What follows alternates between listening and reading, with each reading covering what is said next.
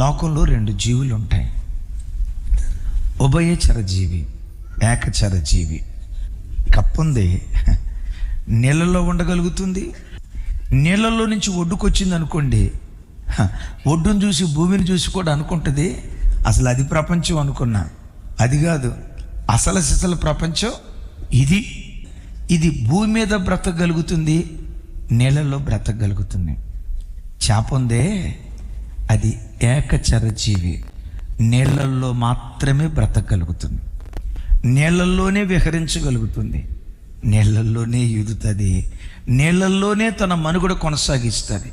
ఒకవేళ కప్ప బ్రతికినట్లుగా ఇది కూడా బ్రతుకుతుంది అని నీళ్ళల్లో నుంచి ఆ చేపను బయటకు తీసి ఒడ్డునేస్తే గెలగెల కొట్టుకులాడుతుంది. గెలగెల కొట్టుకులాడి ఒక 2-3 నిమిషాలు